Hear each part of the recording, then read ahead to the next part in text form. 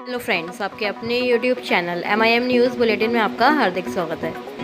बिहार में 7 फेज़ की शिक्षक बहाली का शिक्षक अभ्यर्थियों को बड़ी बेसब्री से इंतज़ार है और आए दिन शिक्षा विभाग से या फिर सचिवालय से नई नई अपडेट्स निकल कर आती रहती हैं। कुछ इसी तरह की अपडेट सचिवालय से आई है, बड़ी खबर हम इसको कह सकते हैं। साथ ही आपको बताएंगे कि चुनाव से पहले बिहार में 7वें चरण की शिक्षक बहाली की जो अधिसूचना है जारी होगी या फिर चुनाव के बाद ही इसका नंबर लगेगा। तो जितने भी बिहार टीईटी, सीटेट या फिर एसटीईटी अभ्यर्थी हैं, इस वीडियो को ध्यान से सुनें क्योंकि सारी ही अपडेट 7वें चरण की बहाली से जुड़ी हुई हैं और आपके लिए इम्पॉर्टेंट है। सबसे पहले बात कर लेते हैं चुनाव के बारे में कि आपके आज के अखबारों में यदि आप देखेंगे तो ये खबर प्रकाशित हुई है कि नगर निकाय के जो चुनाव होने वाले हैं बिहार राज्य में, वह अब सितंबर और अक्टूबर में होंगे। डिप्टी सीएम ने यह ऐलान कर दिया है, उनकी आयोग से बातचीत हुई है और अगस्त के महीने तक तैयारी पूरी कर ली जाएगी। तो कई अभ्यर्थियों को ऐसा लग रहा था कि सितंबर अक्टूबर तक वह विद्यालय पहुंच जाएंगे 7वें चरण की बहाली में शिक्षक बनकर। ऐसे कयास भी हम लोग लगा रहे थे कि ऑनलाइन आवेदन होंगे, तो हो सकता है कि जल्द से जल्द बहाली प्रक्रिया को संपन्न करके सरकार शिक्षक जो है विद्यालयों में पहुंचा देगी। लेकिन इस खबर को देखने के बाद ऐसा लग रहा है कि चुनाव जो है सितंबर अक्टूबर में होंगे। अगस्त तक सरकार तैयारी पूरी करेगी, यानी कि जो कोड ऑफ कंडक्ट है, आचार संहिता है, वो आपको पता है कि वो लगा दी जाती है और कोई भी जो नई बहाली या फिर कोई भी ऐसा नया जो सरकारी कार्य है उसको स्टार्ट सरकार नहीं कर पाती है आचार संहिता के चलते। तो देखने वाली बात होगी कि चुनाव से पहले इस बार 7वें चरण की अधिसूचना आ जाएगी या फिर उसका बहाना जो है सरकार बनाकर बैठी रहेगी, क्योंकि सचिवालय सूत्रों से कुछ इसी तरह की अपडेट्स जो है निकल कर आ रही हैं। तो इस खबर को आप लोग देख लीजिए। नगर निकाय के जो चुनाव हैं ये सितंबर अक्टूबर में होंगे, अगस्त के महीने में तैयारी करनी है। बिहार के सभी निकायों में 27 जून तक निकाय सरकार पूरी तरह से खत्म हो चुके हैं। मेयर, डिप्टी मेयर, पार्षदों का जो कार्यकाल है खत्म होने ही वाला है, इसलिए इसके बाद संबंधित प्रशासन को ही प्रभारी बना दिया जाता है। ये आप लोग जानते ही हैं। लेकिन इससे निकायों का कोई कार्य तो प्रभावित नहीं हुआ है, लेकिन फिर भी अब जो नए उम्मीदवार आएंगे, नए जो निकायों में उम्मीदवार आएंगे, उनके चुनाव के लिए ये सारी प्रक्रिया जो है चलने वाली है। और पिछले दिनों हम लोग जानते हैं कि अप्रैल मई में ये सारी चीज़ें होने वाली थी, लेकिन इसको एक्सटेंड कर दिया गया। तो अब ये सितंबर अक्टूबर में जाकर जो चुनाव है इसकी प्रक्रिया चलेगी। तो आप लोग समझ सकते हैं कि ये बीच में बाधा ना बने, ऐसी ही उम्मीद हमें करनी है। अब चलते हैं सचिवालय से जो अपडेट्स आ रही है उनकी तरफ।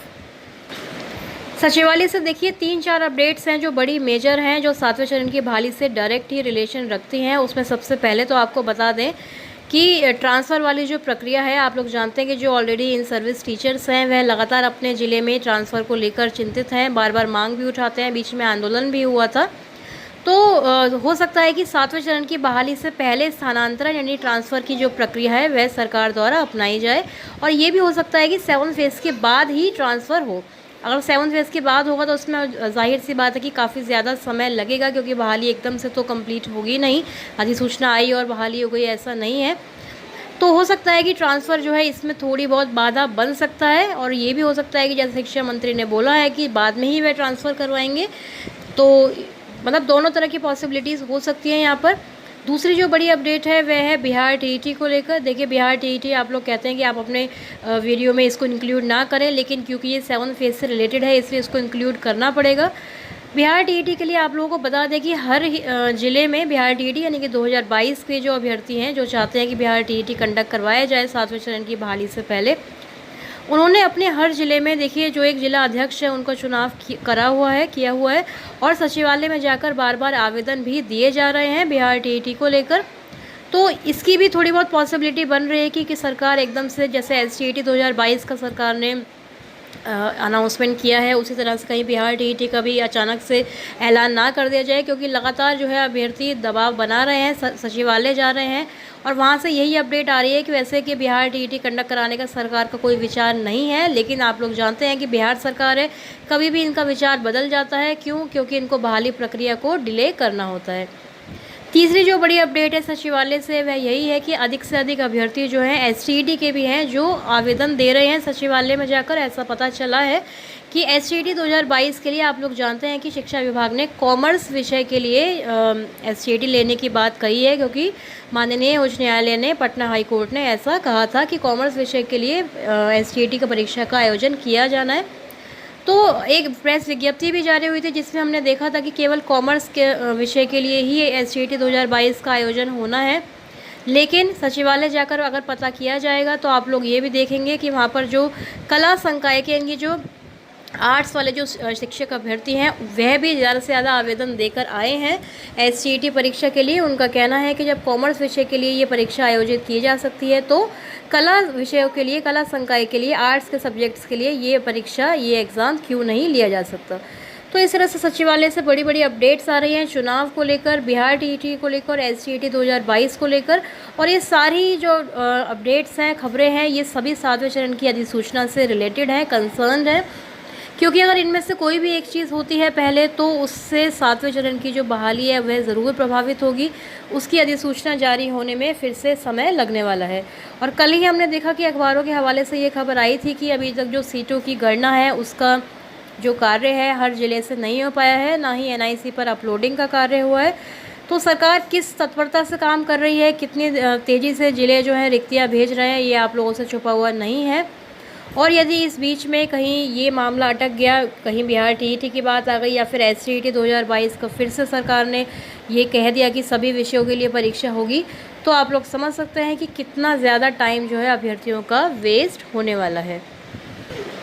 शिक्षा विभाग के एक अन्य निर्देश से आपको रूबरू कराते हैं, जहां आज के अखबारों में प्रकाशित हुआ है कि हर महीने पहले शनिवार को कैंप लगाकर शिक्षकों के वेतन भुगतान मामले निपटाएं। तो देखिए, शिक्षा विभाग ने निर्देश दिया है।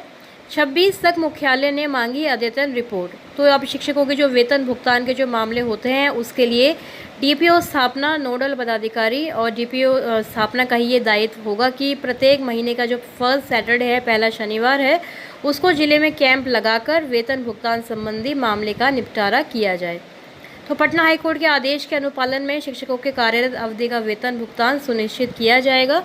तो इस संबंध में शिक्षा विभाग के जो अपर मुख्य सचिव हैं दीपक कुमार सिंह, उन्होंने सोमवार को सभी DEO और DPO स्थापना को पत्र भी भेजा है। इसके पहले 8 जुलाई को भी जिलों को वेतन भुगतान के संबंध में पत्र भेजा गया था। तो 8 जुलाई से 18 दिनों के अंदर सभी शिक्षकों का वेतन भुगतान कर देना है। 26 जुलाई तक मुख्यालय को पत्र भेज देना है कि किसी भी शिक्षक का वेतन भुगतान लंबित नहीं है। तो देखिए, 26 जुलाई तक सभी शिक्षकों का जो वेतन भुगतान की प्रक्रिया है वह पूरी हो जानी चाहिए। और जहाँ तक नवनियुक्त शिक्षकों की बात है तो कई अभ्यर्थी जो हैं पूछ रहे थे, कई शिक्षक भी पूछ रहे थे कमेंट्स में कि उनकी सैलरी अभी तक क्यों नहीं मिली है।